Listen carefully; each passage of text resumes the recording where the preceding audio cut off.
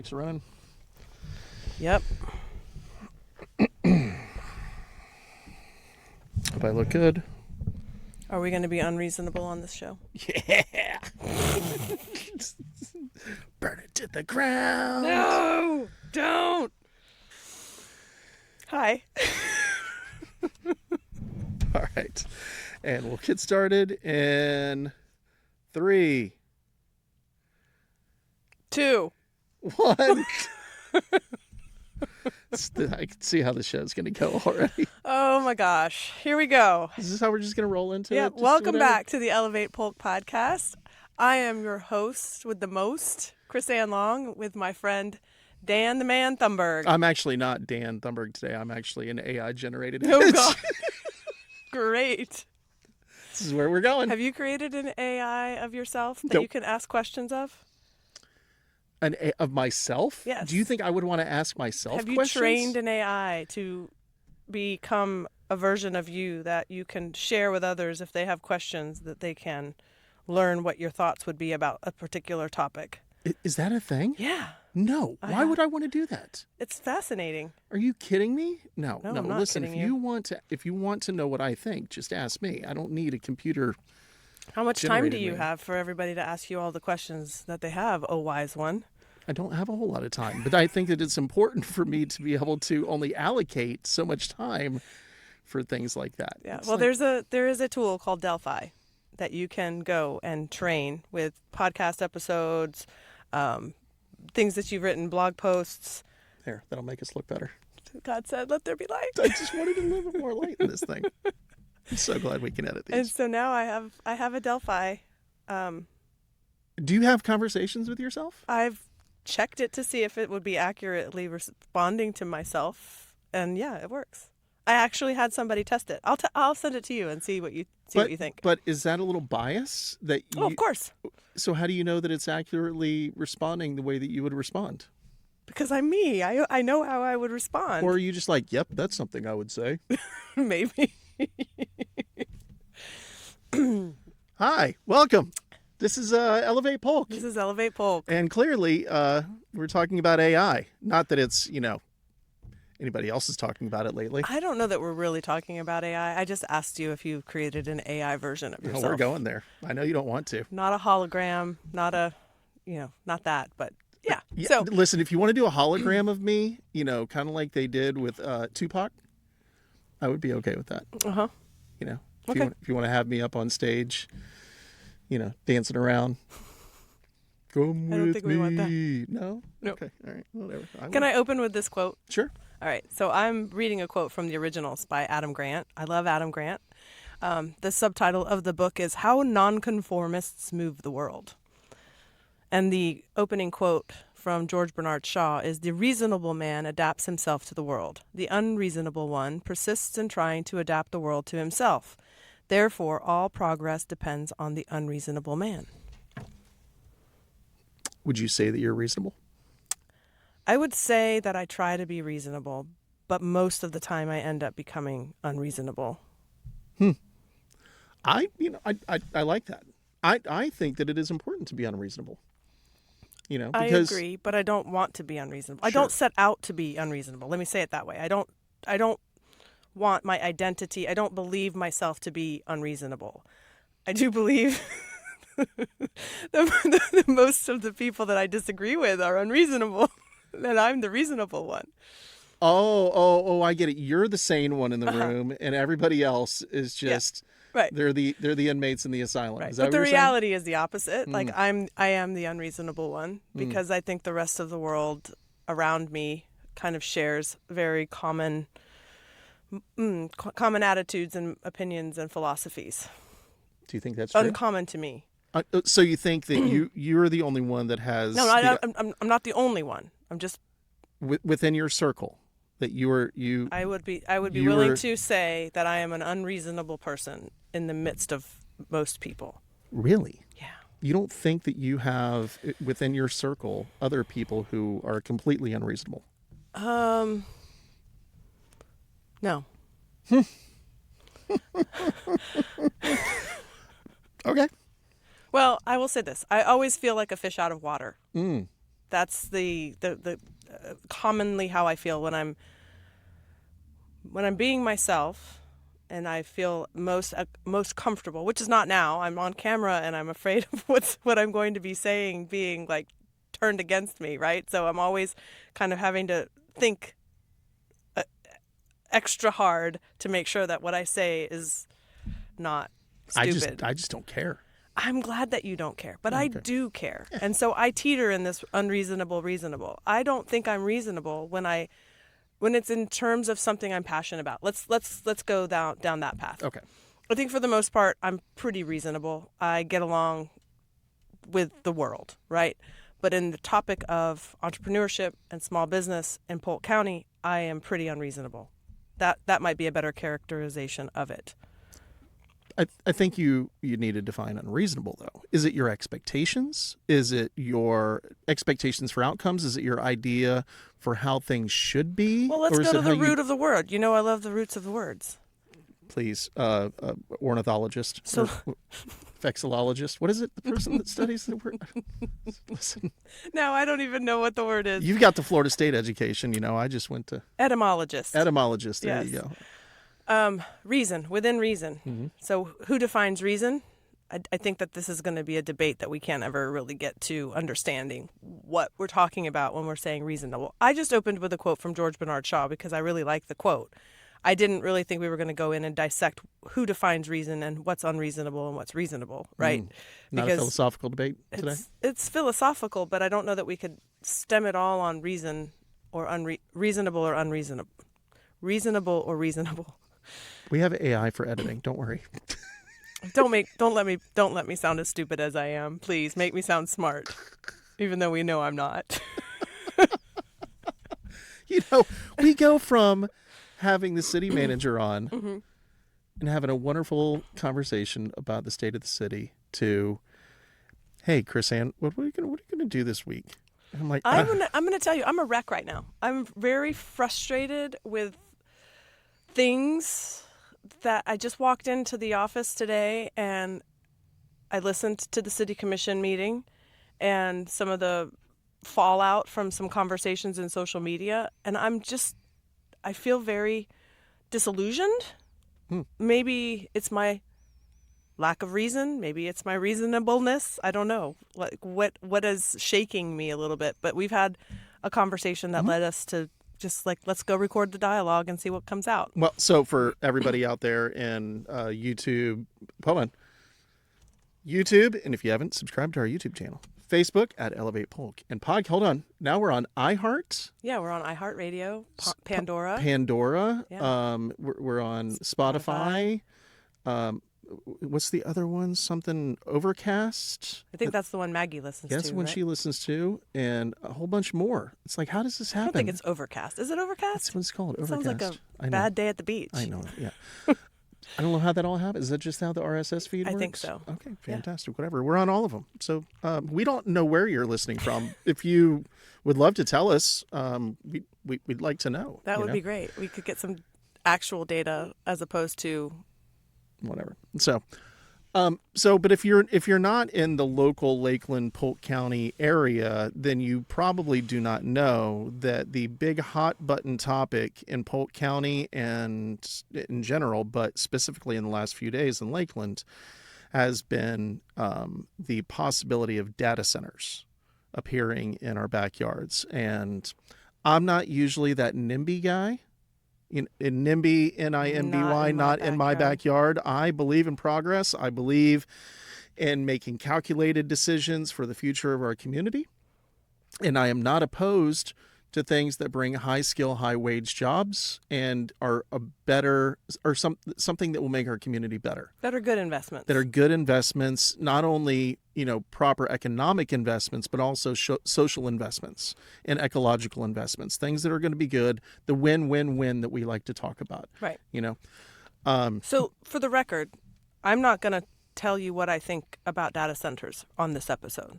because I will. I don't think that this is why I'm frustrated. I'm not frustrated about the topic of data centers. It could have been something completely different. It could have been something like building a really cool restaurant on Lake Mirror. Like, something awesome, right? It doesn't have to necessarily be negative. My frustration is from the fact that so many people are so clueless about the process.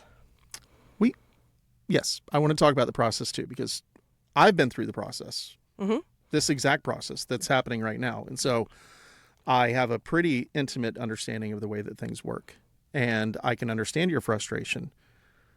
But again, perception is reality. Yeah. And So for the sake of the topic, we're probably going to dive into the idea of the data center. But for the purposes of, if you want to know how I feel, I don't know enough to be able to tell. I don't have enough information to have an opinion, because even if you were going to ask me if I'm an environmentalist, I'm like, yeah, I care about the environment. I don't know what I don't know what I don't know. So I can't form a strong, passionate opinion about something based on a shallow, maybe skimming a book kind of understanding of something, because I'm not an expert in that area, and I'd like to refrain from having opinions that are based on just my own knowledge. So that's why I'm reasonable, but I'm also unreasonable when I feel like I'm an expert in something, or I've spent a lot of time digging and spending energy in understanding a process. So that's kind of where I'm frustrated, is it's like, we don't need to throw everything up into the air and stop the world just because we're having a conversation. And that's where I am on this discussion. I'm unreasonable, and I can tell you my opinion. I don't ever claim to be an expert on this, but I do understand the implications ecologically, socially, environmentally, but more so the impacts that these big data centers are having on our workforce. What the implications are going forward. I already know the argument. The argument is, well, if we don't stay on top of this, then, insert X country here is going to take over.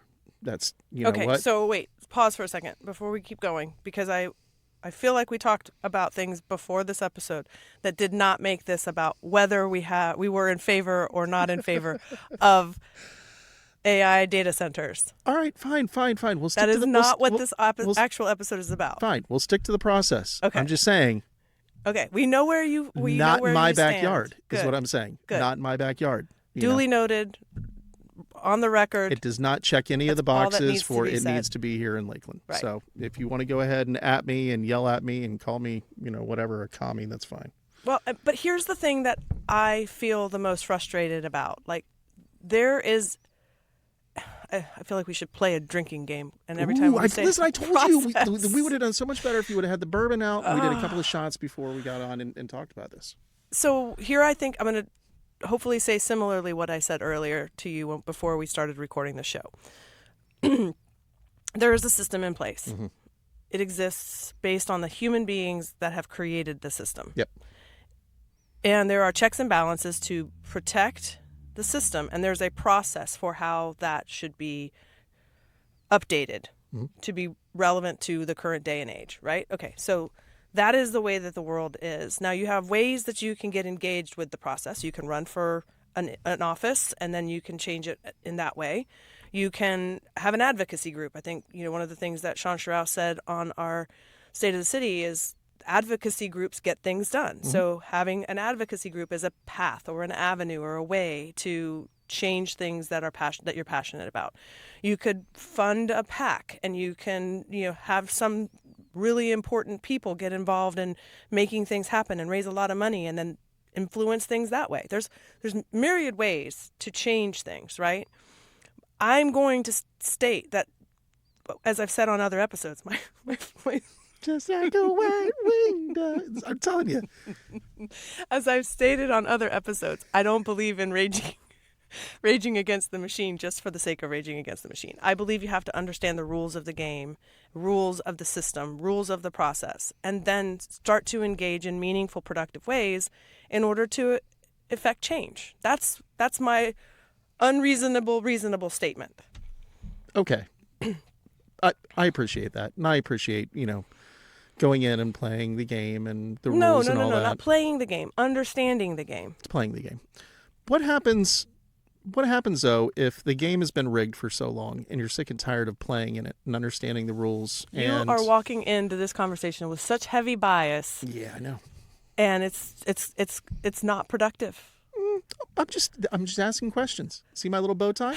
No, you don't have a bow tie. You better not put a bow tie on yourself with your little AI machine. Just like Tucker. I'm just asking questions. Okay. All right, bring your bias questions in. No, I'm not going to bring my bias questions in. But so I see things from people's point of view. You know, this was a hot button topic. It was out in the open, you know, but it wasn't out in the open. You had to dig for it to find it, but it wasn't like hidden somewhere in some archive deep in the basement of City Hall.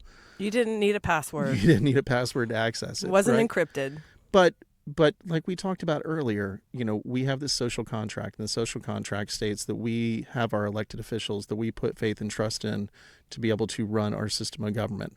And what our social contract has led to is a system of apathy, because we are disengaged from the system. We are not out there actively looking at these things and bringing them up. We're just hoping that someone will bring it up if it is a hot button item. Yeah. Now, what that leads to is a headline society. Right. So let me back up. I 100% agree with you on the social contract and the apathy and the disengagement. I just wanted, for the record, we agree. Shit, write this down. 100%. I wouldn't amend a word you just said in those 10 seconds. Keep going. Oh, no, thank you. But that social contract and that apathy has led to us essentially being a headline-driven society. And so the only time that we start to raise arms against a sea of troubles is when those headlines do finally surface themselves. Right. And that's the only time that we're engaged. And that's when we realize that the contract is broken. Correct. Right? With the social contract. Mm-hmm. Well, it's not necessarily the social contract is broken. The social contract still exists. It's broken on the person who has granted the extension to that contract because they didn't fulfill their end of it by being engaged civically. Right. Consistently. Yes. Only being engaged civically whenever there are headlines. This is happening in front of your eyes, in public, very public ways, mm-hmm. very accessible ways, and then the reaction is, this is the wool being pulled over my eyes. Right. And it's truly not being pulled over our eyes. We're just truly too busy, have other priorities, otherwise engaged, and so we're not paying attention. Mm-hmm. We have other things going on in our lives. Of course. And so when you say, hey, you need to pay attention to this, I'm too busy.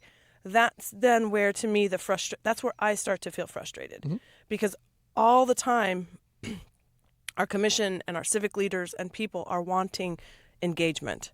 We want people to be involved. We want people to respond to the things that are important to them.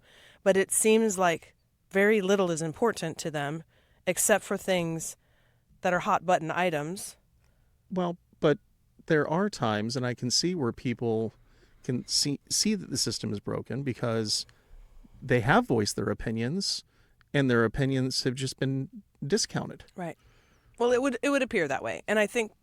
And I don't know the whole story down in Fort Meade. I don't, but I know that it was a very vocal opposition, and I know that the council did not vote that way. Correct.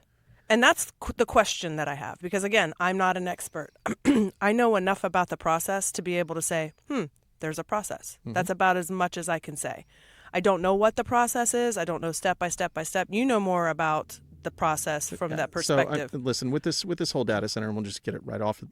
This is step one. Right. This was somebody going in. All right, so imagine this.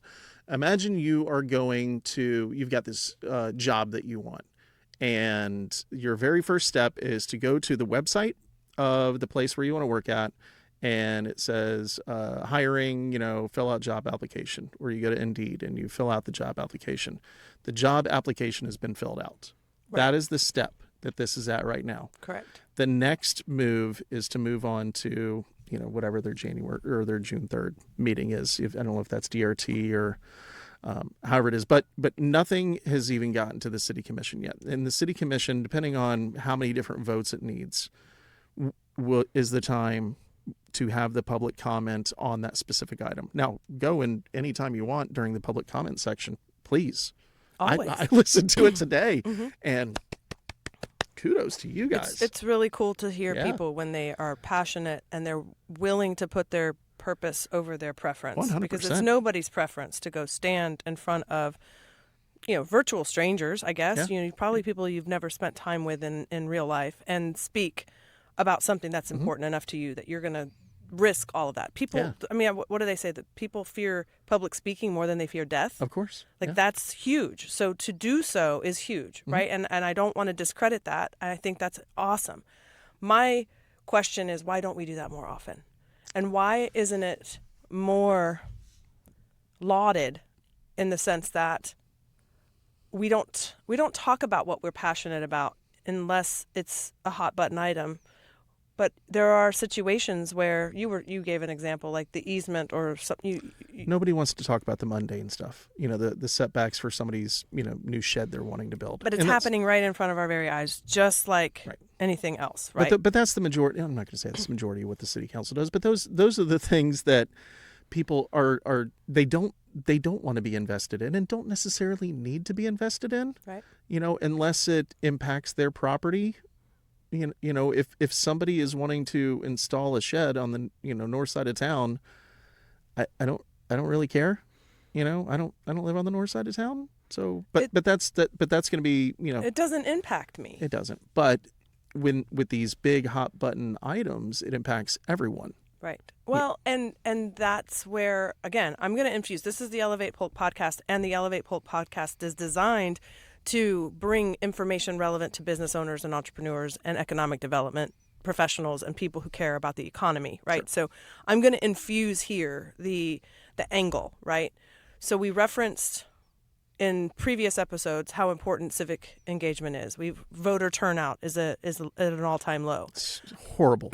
I have been in conversations with people who are have a hot button item for their personal agenda. And I told you, I was like, I don't really want this episode to be about your personal beef, right? The challenges that you experienced or the argument that you had with some specific person in your meeting or whatever, right? Like that's not what this is, because this is higher level. So, but I've had hundreds, if not thousands, of those conversations about the individual's challenge. And every single one of those times I've said, you need to get engaged. Oh, F that. They don't care about me, blah, blah, and it's so we've totally stopped believing in the process. And all we want to do is be pissed off about the process or about the fact that the process didn't turn into results that were satisfactory to me. Which I get, because I've been there myself, right? I mean, I've had situations where the results weren't in my favor. And yeah, I'm mad and I'm upset and all of the things. But then if you go back to what could I have done differently? What is the continuous improvement conversation? Well, it goes back to the beginning. So the beautiful part is we're at the beginning of this.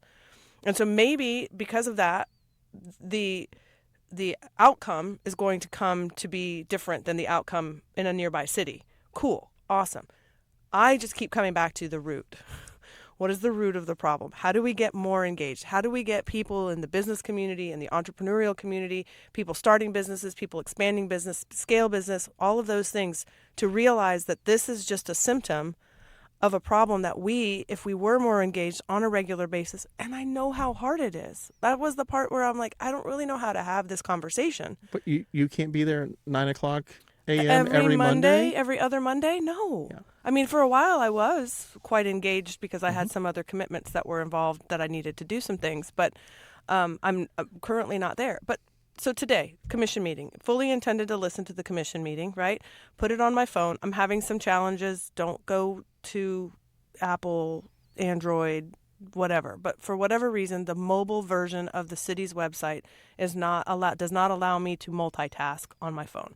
So if I have to open up a new app or if I have to do something else, respond to a text or do something else, the video stops. So I arrive at my office. I'm listening to the episode or to the commission meeting. I learn that my internet is down. So I can't even get on my laptop. I can't even turn it on streaming anywhere, right? And so I have to deal with that problem. And so I missed, the first maybe 45 minutes or so of that episode. I missed maybe 45 minutes of the meeting. That is reality. Mm-hmm. So I get it when I say it's hard to engage because of the way that the world is set up for us to engage with. I will identify. I think that there could be better ways. I think that there would be, I mean, yes, I could have gone to Facebook and listened to it live on Facebook and whatever, but that's not my normal way of listening to commission meetings. So I would have had to think, all right, I didn't have time for all of that, right? So yes, there are different channels and different opportunities and different ways to engage. But I think what we both, where we landed is we didn't really know where the solution lies, right? No.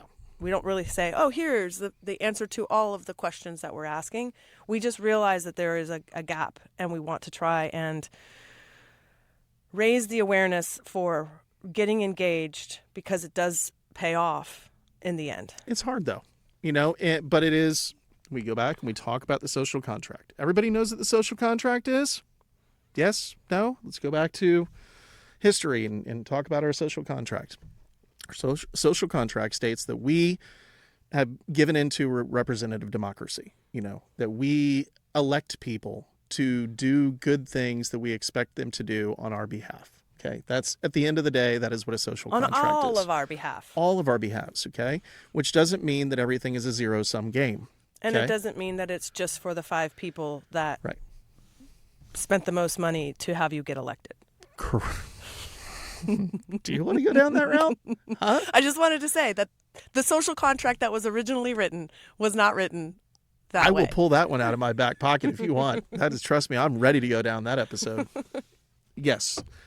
Right. It is your representation should not be for just the people who have a whole bunch of money who are lining people's pockets. But that being said, is with a social contract, you're not always going to get what you think you have coming to you, because we all share the burden of living together as a society. Sometimes this might benefit you, sometimes it might not benefit you. Sometimes this might benefit this person, sometimes it won't benefit that person. But it is in general, what is the best for the welfare of the city or of the governing area, and that is the social contract that we all live in.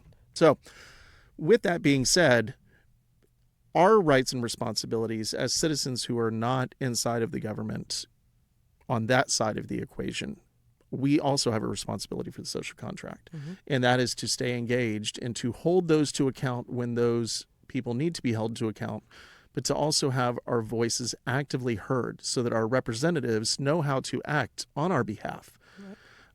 Otherwise, if we are not vocal enough to be able to say, this is how I want you to respond, if you are not the loudest voice in the room, then they are going to listen to who is the loudest voice in the room. And the loudest voice in the room might be that person who has a lot of money, unfortunately. Mm-hmm. And so that is your responsibility. Our responsibility on this side of the social contract equation is to be an even louder voice than those who are the ones that are normally speaking up the city council meetings or outside of city council meetings. I don't even know that it has to do with volume. I think it has to do with being represented and having a voice, period. End the sentence there, right? The louder voice, sure. Squeaky wheel gets the grease. Yes. And what I have witnessed is that we put because of personal agendas, because of our personal or our social agendas, we rally, mm-hmm. and we rally our friends, mm-hmm. who may or may not be as passionate as we are about the thing, to show up and stand up and say, oh, there's 15 people here, there's 50 people there, there's 150 people here, right? And that means that they are standing in solidarity. Maybe they're just standing in solidarity of me, right? They love me, and I asked them to come, so they're here. So they're not as invested in what they're actually showing up for. But at the same time, that message is sent. Psychologically, we see numbers, we believe that represents a lot of people. And so the reality is that's what it takes. Mm-hmm. It takes people showing up and being engaged and participating in the process. The part that I think is missing is that most of us don't understand the process. And so we become obfuscated by why we're being voted against, because this is the legal process that's being laid out, and we're joining 3/4 of the way in when it finally hit the headlines. Right. But it started way at the beginning, and we're not paying attention to that. I don't know how to get people to pay attention in the mundane, because that's basically what it is. It's a lot of legal mumbo jumbo that doesn't make sense to most of us. But we've got to find sources or people who are sharing those things early, so that we trust.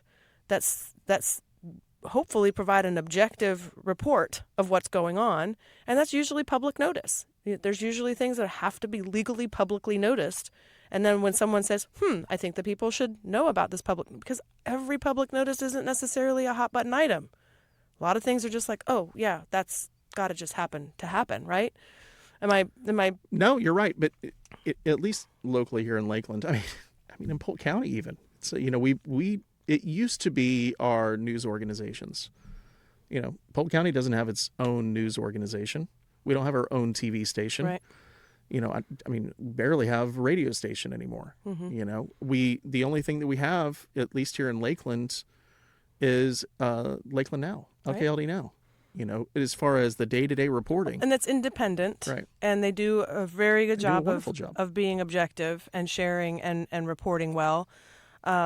We also have, and they're locally independent, right? So then we also have big corporate conglomerates that own our newspaper that have become less and less, to me, bringing the value of the news. You still have a couple of people at the Ledger that, are doing good work, but, that we used to have really good news coverage.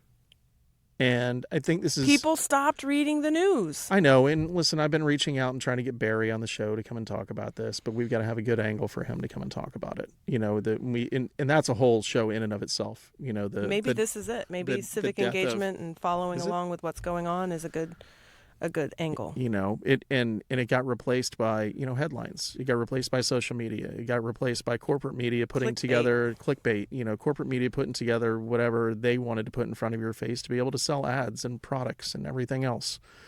And, the civic engagement kind of did go out the window because you had those trusted news sources that were reporting on facts, that they were the ones that were saying, hey, this thing is coming up. You should pay attention to it because it impacts you, and this is why.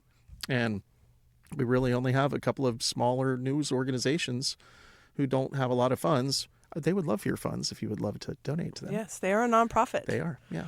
And that is who we're relying on right now. But as we continue to grow, is that enough? But what is? I don't have an answer. I don't know what the solution is for that either, because ultimately the data tells the story, right? And so we talked about in one of our other episodes about why Amazon and Google and Facebook are the big, conglomerates that they are, because they're gathering data and then they're selling that data, and then there's a profit there. There's actually a profit. There's a profitable business model around that data and that reselling of the data for advertising, right? So there's got to be a profitable business opportunity, or there has to be a very philanthropic angle from a nonprofit perspective for any entity to exist that isn't, self-funded and then very biased, right? Yeah. Well, if I fund it, it's got to be what I want to report. Like, that's going to be the majority of what people would do. If it's their thing, they get to do what they want, especially if it's an independent news outlet. Yes. No more corporate media. That would be great. Yeah. I can get behind that. All right. Start the We can agree petition. on something. Can we take a little bit of a break? Yeah. I would love to take a break. How long have we been at this? I don't know. Doesn't really matter. We got the magic of editing. We'll take a little break. You got your little thing coming up. My little thing? Your little thing. I need to do a new commercial for you We here might need soon. a new commercial. We do need a new commercial. I've been running the same one for... Yes. This episode is proudly brought to you by the Central Florida Business Expo, a business-to-business trade show and leadership development day that will be coming to you at the RP Funding Center on September 29th and 30th of this year. How's that for a commercial? I mean, that's a nice little plug. That's not a commercial. Oh, okay. The commercial you have to have, it has to be well produced. Visually stunning things. Yeah. We'll get you a new one. I'll play around with it. Okay. All right. We're going to take a few minutes. We'll be right back. All right. See you in a minute. In 2025, you leveled up. Now it's time to break through. The 2026 Central Florida Business Expo, September 29th and 30th at the RP Funding Center in Lakeland, Florida, right in the heart of the I-4 corridor. Connect with hundreds of business owners in a massive exhibit hall. Learn from purpose experts, best-selling authors, TEDx speakers, and Inc. 5000 CEOs delivering keynotes you will not want to miss. Unlock the strategies, the connections, and the confidence to lead real, transformational growth. This is your moment. Breakthrough, September 29th and 30th, 2026, at the RP Funding Center in Lakeland. Sponsor and exhibitor registration is open now at cflbe.com. If you're running a small business, you already know there's never enough time in your day. It's 3pm.io builds custom automations and workflows that save you time and money. Stop working in your business and start working on your business. Go to it's3pm.io to schedule a call today. Why don't we talk about practical process for ourselves to find, I mean, obviously the answers are at our fingertips. It's just mindset. Like now, how do we get people to want to be engaged? How do you eliminate the apathy? Yeah. If that's the problem we've identified, what are you going to do? Did you say Frederick Douglass quotes? No, it's not Frederick Douglass. It's Douglas Adams. Oh. We're back. Do you really want a bedtime story? I want you to tell me a story. Tell you a story? Yeah. So there's this book Where's the book? called The Hitchhiker's Guide to the Galaxy. I have not read it, but I am intrigued after hearing your opening. I'm interested. I think I'm going to go listen I'm so to glad it on that Will Link is a fan of this as well. Yes.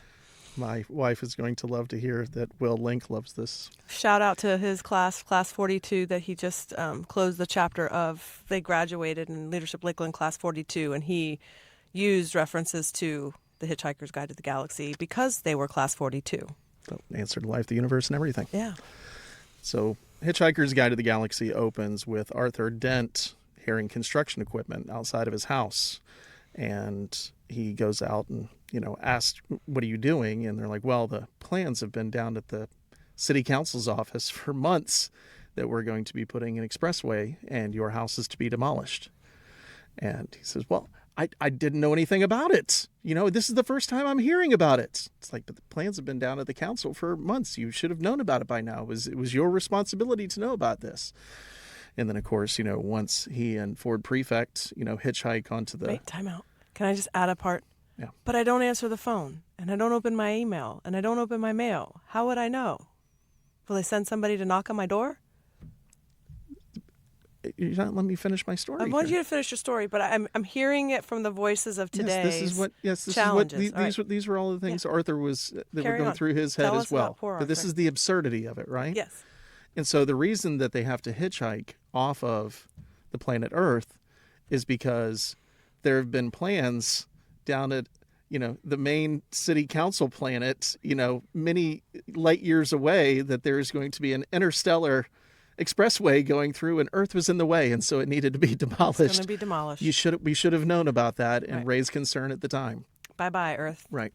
And so the reason I brought that up is because this leads back to the apathy. And maybe it's not even apathy, but it is, because It's disenfranchisement. It's disenfranchisement. We know that these things are happening, these things that we want to rage against the machine about. Mm-hmm.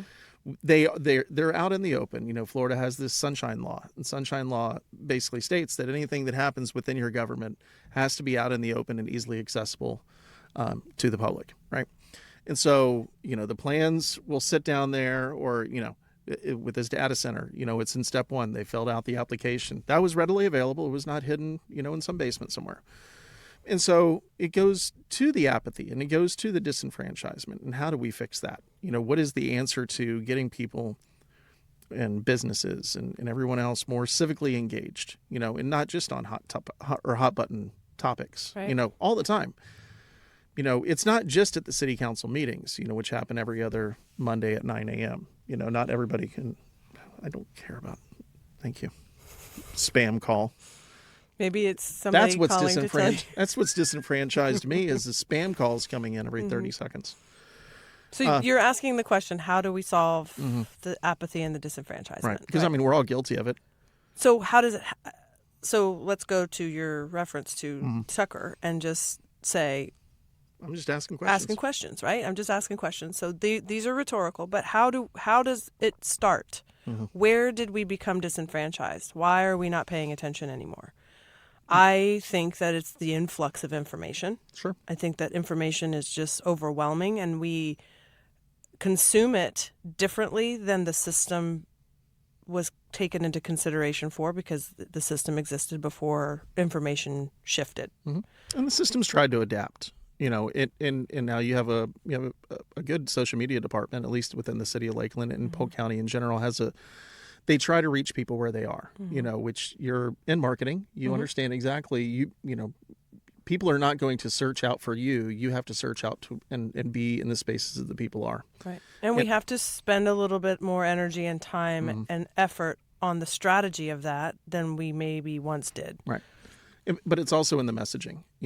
If the impetus is on our local governments to make sure that the information gets out, and we have completely abandoned our side of the social contract because of disenfranchisement, then does it need to be that the messaging and the searching for where people are needs to be a more focused approach for our local and county governments, state governments?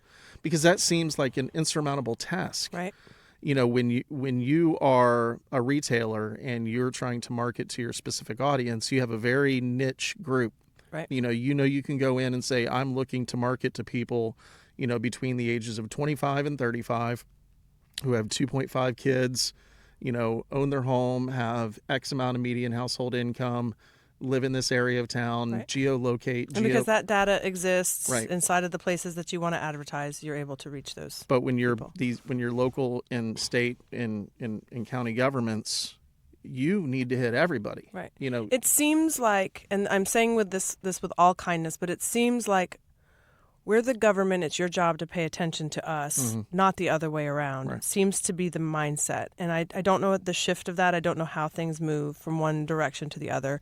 But for the sake of our audience, I've always thought it would be nice if there was a way for me to subscribe to a newsletter or some sort of channel that would give me information that was relevant to economic development, community development, business, economy, things that I'm interested in, because I'm not interested in all of the things. But if I were, I could then subscribe to multiple channels of things if that were the way things were. But everything's sent down the same place, right? There's only one channel, there's only one way to receive it. So now I have to decipher what is important and what is not. And nobody in today's day and age has the time for that, which is why marketing is a skill and a strategy of how do you reach the person that you're trying to reach? Where are they spending their time? What are they spending their time doing? How can you get your offer in front of them, your information in front of them, doing whatever it is that they're doing? They have to be willing and open. So on the other side, we have to be open to receiving that, hey, this isn't easy. Just as it's hard for us as business owners to get in front of our audience, we have to have that same awareness that it's hard for them, the government people, the staff, city government, county government, whoever, to get in front of us. And I think that's a start. Like we're trying to feel like this side of the episode needs to be kind of focused towards solutions. That we agree that they don't exist at the moment, but maybe they could start to come to pass because we want. I want to believe that we want the community to be engaged, and we're not just shining them on to say, "Oh yeah, we just want you to be engaged," but then when you get engaged, we're going to slap you on the wrist. I don't see that. I saw an example today that was beautiful in the way that it was responded to, but I also think that we owe it to them to realize that the chaos of COVID and the chaos of all of the things that have changed in the last 10 years in our world, we're all dealing with that. So now we have to say, okay, I need to change something I'm doing so that I can find out what is most relevant to me in regards to this particular topic. And not only that, but how do you take somebody out of disenfranchisement when they're just thinking about putting food on the table? Right. Their social contract with their government is survival tertiary mode. at best. Right. Everybody's in survival mode. How am I going to put fuel in my There tank? needs to be a level of empathy, I think. There needs to be a level of understanding on our end, and I say our end meaning on the leadership side of the community, to recognize where people are and how do we reach them, how do we connect with them. I definitely think it's an overwhelming task. But there are methods. You mentioned that you saw the community values survey through an ad, and you were pleased to see that Yes. there was an effort to make sure that you got to see it because there had been an advertising strategy behind that. So there's more ways that we can do those things and not just be like, well, nobody cares, so I'm just going to do the bare minimum, because we do care. We just don't know where we need to go to get there. Yeah, but it doesn't make any sense to put an ad on every single time there is a No, possible we don't hot have- button topic. I mean, the hot button topic is going to be different to every single person. Right. This one with the data center just happens to be unilaterally just abhorred. I've never seen it actually. This is the first time in I all think the I've years. seen like 4 comments that were favorable. And I think that they were kind of just people trying to get a rub out of, Yeah, trying to be. I just want to be I want to troll, counter. But I mean, but even if you're for it, that's perfectly fine too. But I don't, in the entire time that I've lived here, I don't know that I've ever seen a single topic that has brought together people from both sides, all sides of the aisle. Now they might hate it for different reasons, but the hate and the absolute disdain for even the idea is, it's almost a beautiful thing to watch, Okay. to see people just come together So and be Mal, like, we back can to agree on solutions. something. Back to solutions Yay. for disenfranchisement and apathy. We're going to focus back on what the topic of the day is. All right, fine. So I think there's other ways. I think mindset, if I think that how we become disenfranchised is we got burned. Somebody didn't tell us something we needed to know, or I feel like we need to grow up in some ways. Like the outcome can't always be. I think what we should do is kind of catch a clip from the commission meeting at the end when Commissioner Troutman had some closing comments. What he said was gold, but he basically was saying, we appreciate everybody for being here. We really, really do. There is a process, so he talks about it from that perspective. And he also talked about it from, it's one thing to govern your household in one particular way where like these are the things that matter to you, but now we have to address what matters to an entire populace, an entire city. And yes, we're going to take everyone's feedback into consideration, but I think in all situations, that's the message. It's like, this isn't about my public opinion, my personal public opinion. It's about what's best for the community. And not just for the community today, but for the community of the future generation, right? So there's more to every decision than we're privy to. And I just feel like my mindset is always usually set on, my job is to make sure I elect people I trust, that they're going to look out for me, that they're going to make decisions that are the best. If you do not feel that the people who have been elected are, the answer is not disengage and walk away and be angry at the machine. The answer is to re-engage and engage even more and find people that you do trust so that you can have a group of people that when they make a decision, when their job is to study all of the things, to listen to all of the meetings, to have the conversation and read, whether it's a stack of paper this high, that's the job. That's what they're getting. They're putting their name in the hat to be elected to do, and so that's going to become their job. And if Were we you don't getting ready to trust say them, that's what they're getting paid to do? Because they don't get paid a whole lot. no, they don't get paid. They don't get paid, but that's what they're getting elected to do. And I think that's the challenge. It's like, if you really feel adamantly that the people that are sitting on the dais are untrustable, then that's on you. Untrustworthy. Because you didn't. Not uncrustable. I use my word. It's untrustable. No, if it's untrustworthy, fine, whatever. Edit it, make me sound smart. But if that's the point that you're at, then I think that is the crux of the problem, because we just want to be angry. There was a gentleman. This was what kind of broke my heart a little bit. I was like, oh, there was a gentleman who did not want to name himself. Oh, I remember that guy. And you know what? Because he doesn't trust the government because of retribution. Yes. And if that's a real thing, Yep. then we definitely have problems. I think it's a perceived problem, but perception is reality. Perception is reality. And if perception is reality, then what we need to do is recognize and realize that trust is hard to earn back. Mm-hmm. But if we do not trust, we have nothing. Yep. Well, yes. We don't. Trust, Everything but is verify. slippery. Everything's on a slippery slope. Well, of course, I'm not. But That's Ronald Reagan, by but the the way. reality, I understand. I totally get. But trust is everything. You can't build something without trust. But don't blindly, and I'm not suggesting that we blindly trust. I don't blindly trust. But here's what I do. When I don't have a good feeling about a situation, I walk away. And that is what I'm saying is the disenfranchisement is what's happening on a macro scale. Yes. Right? I'm not saying that's a healthy statement. It's just that it's what I do. I think that's what's happening over and over and over and over again because I don't want to get into the fray. I don't want to get into a public fight. I don't want to get into a disagreement. I don't have time to go research what I believe to be true and then come to you with all of the information. So instead, I just quietly go away. Right? And I'm saying that I've seen myself do that in situations. So I'm guessing that that's what a lot of people do. I see it from a different lens. I think it's just city government and the way governments work usually sit somewhere in the back of somebody's mind because it is just not something that they have way too many other things that are more important than their life. And the only time that they're wanting to get engaged are when those two things collide. Mm-hmm. You know, when there is something that is happening within their government that is going to affect them or they can see that it will affect them in some way, then it is important. Mm-hmm.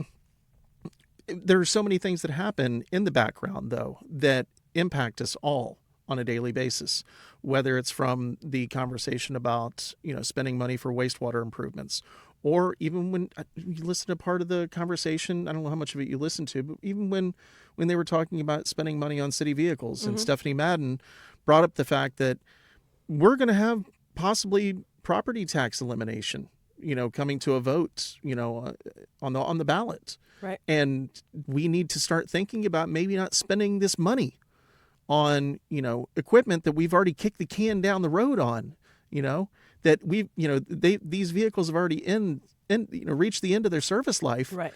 We've already extended that service life beyond the end of their service life. And now we're talking about possibly not doing it or doing it again. Right. And at some point, things that might seem mundane are going to impact all of us. But we also have to be careful about when we disregard something as mundane, because it's still important. It's all of the little details that add up to a large budget that all of these things have to be taken into consideration. Again, I go back to it's not my job. Therefore, I'm not paying any attention because I don't have time to go through the stacks of papers to read, right? But at the same time, it's somebody's job, and therefore we have to be holding those folks accountable so that we're on the other side of this recognizing that we have the right elected officials in office, right? If we don't like what someone is saying, or if we don't trust that they're saying this, that they're doing what they say they're going to do, or that they don't follow up, then yeah, we need to vote them out.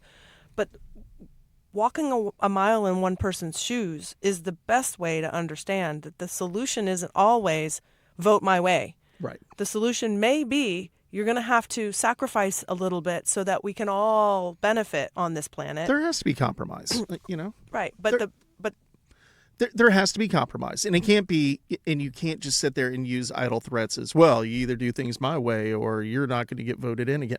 It might be one issue. It's if you see things are consistently going against the greater good, then you see people only voting for one side's special interest or not taking into account the totality of, the city or the county or the state or whatever it is. That's when you really need to start paying attention and start making the decision personally whether that is someone that you can continue to support. And I think that's where, we need to really draw the line. Don't just vote them out because, they didn't do what you wanted them to do. Exactly. But if you notice that they have a pattern of voting against your interest or against the best interest of the city, at least even if it's just your perception, then you need to start having that conversation. Or if you see people who are consistently doing a great job and are really, they truly do have the city or the state or the county's best interest at heart, then you need to be able to prop them up and to make sure that they continue to do those same things. Well, let's talk for a minute about those interests, because I think, again, our audience, business, People who've never run a business are anti-business. I have seen it play out in social media all the time. They don't care how big or how small the business is. If the decision is being made for private enterprise, we are a capitalist economy. We need private businesses to invest in order for our economy to thrive, because that is the method for which we are, generally generating a lot of our revenue, right? That's the GDP, right? That's how it works. And so when we have a collective or an audience that is just going to throw out the baby with the bathwater, we need to have an educational process for that, right? We need to start to explain. And I think that's the part that's the most concerning for me, is that there isn't an educational system that helps somebody to learn what the process looks like. You have to go through the process to learn it, and most people won't, right? Most people don't care about the process. But we're having a conversation about how do we get them to care. I know, but the process is only going to impact them whenever they truly see that it is entering into their fray, is what I'm saying. And it's like we've said that. And not only that, but the process changes. And so you're going to have to constantly have a re-education of the yes, the process might be like this one day, but then we have a shift because there's a change in the charter or whatever the case may be. And now the process is going to be something completely different in a couple of years. Yes, we need to have some kind of education, but I think maybe that education comes through messaging more than just... Oh, yeah. I'm not talking about a class that you sign up for to learn. No. But I would take it. But what I'm saying is, all right, so here's a perfect example, totally unrelated to this topic, but I would love to go deep sea fishing, right? I have never been deep sea fishing, and that is something that's on my bucket list. And so I was having a conversation with Craig, my husband, yesterday, and I said, I would really like to explore the idea of going deep sea fishing. Now, he immediately goes to the way that he's always been doing deep sea fishing, and that is not what I have envisioned for myself. Because here's what I have. Here's my education. I had a dad who was pretty much, we talked about eye poppers. I mean, his temper was like this. And so if I wasn't doing something that I had not learned how to do yet, he's barking at me like I'm a stupid idiot because I didn't know how to do the thing, right? That's not the education that I want for myself to learn how. I want an experience that is going to allow me to walk out of there going, I caught some fish, I learned how to deep sea fish, and I had a good time, right? So education from one person's perspective is, I'll teach you how to do it, and then I'll make you feel like an idiot along the way. I don't want that. I want us to realize that there are some people who just don't know that there is a process. You walk in, you've seen it before. There's a line at a queue at somewhere where there's a lot of people, right? And this person who just kind of stumbles in and just doesn't really know what's going on happens to just show up. And we're like, there's a line. You got to get back there. They didn't know. They weren't trying to cut in line. They just don't know. But we need to have a way to teach things that are just not, you're a stupid idiot, so you don't belong on this land, right? That's the way I'm afraid that sometimes we approach the way we teach things. And I didn't see it today on the dais. I didn't see the commissioners frustrated or annoyed or, pointing fingers and saying people were ignorant to the process, which is amazing. And I think that's what we need to build on is there's a process. The line's back here. Let's go through the process. Let's follow the way that things need to go. It's not because we don't like you. It's because there's a process. And I just think, going back to the messaging part of it, though, and we've already had this conversation, I think the messaging could have been a little bit better. Yeah. The messaging, the perception is reality. The message was perceived to mean we're not discussing this. Don't show up. That's how it read. Even people within my inner circle were like, ooh, not the best messaging. Mm-hmm. So that's the education part of it, right? Mm-hmm. Nobody's going to go through a class to understand how our city and county and state governments, unless you are going to be intimately involved in it. Right. And there is a Public Leadership Institute. There is a Polk Vision has a class that if you would like to learn what it takes to run for office, we'll put a link into that because I think it's important that people go. I went through a class, Public Leadership Institute, and I learned very quickly that was not where I needed to spend my time. Yeah, so. Most people are not going to do that. So the impetus then is on the messaging so that the information is not just put out there factually, but it's put out there contextually correct. That it makes sense and people understand the reasons why, but don't discount people's feelings, Right. especially if there is something that is in the zeitgeist. I concur. I agree. I think that there's certainly there's always room for improvement. There's always room for us to do something better than we did it. We wouldn't have known how to do it differently if we hadn't done it poorly before. Yeah. And so if we can make it better, that's on us. We need to do the things that we need to do to make it better. I also just realized, though, that like when you said, I was trying to remember my thoughts. Sometimes it's really hard for me to stay on a thought, and then when I get interrupted, it's like, oh.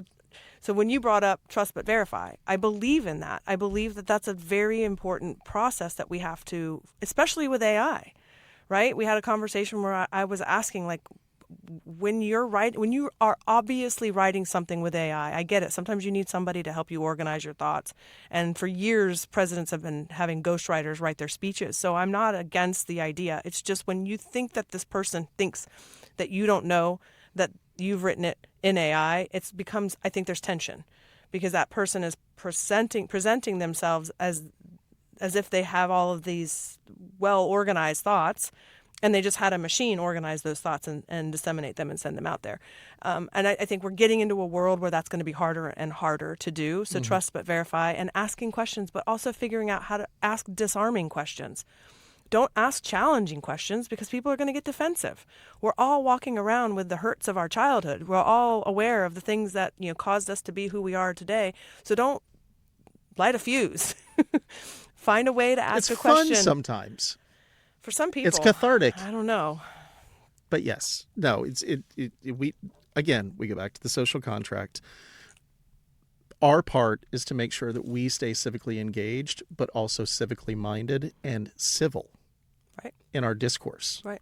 So I was very proud of everyone who got up today, and for those watching, we are taping this Monday, June 1st. So for reference, we were talking about the June 1st City Council, 2026, year of our Lord, City Council meeting in Lakeland. So I was very proud of everyone who got up and spoke their mind, and nobody tried to go over their 5 minutes.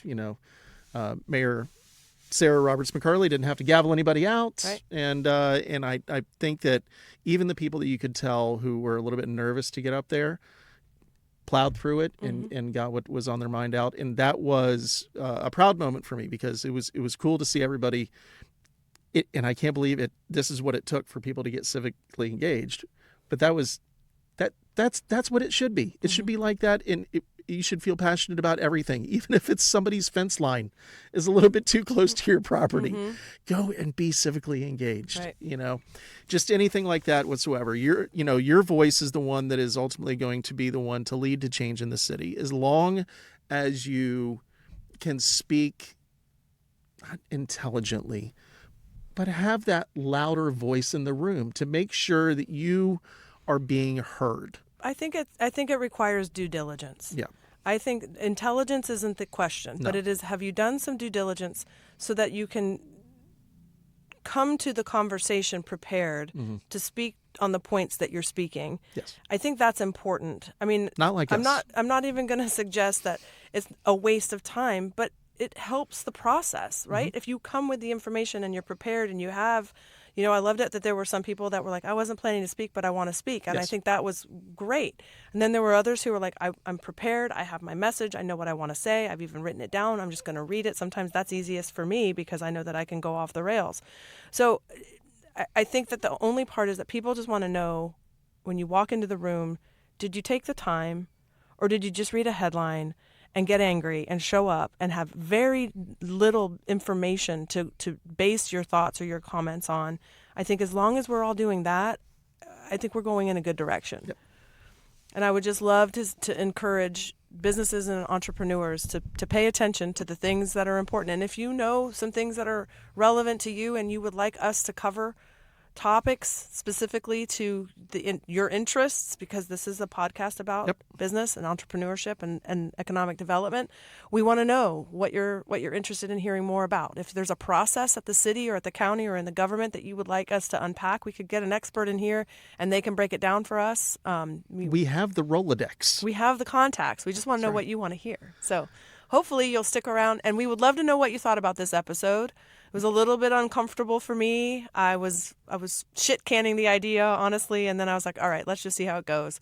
So if you like this kind of off the cuff conversation, we can do more. If you hate it, I'll be very happy because then we don't have to do anymore. Are you glad that we didn't talk about our first jobs like we originally I'm really planned? glad because I really didn't You have didn't a lot want to talk about about the Hallmark store? I did. I mean, but it wouldn't have been very meaty. I had this whole thing. I Nobody even watched really some old cares. carnival reels, and I So sent you you the have thing. a really cool story. We'll set the stage for that one day. We'll definitely. I mean, I didn't tell you this. My grandmother was a roller skater in the P.T. Barnum and Bailey's circus. What? See, that's cool stuff. Yeah. Yeah.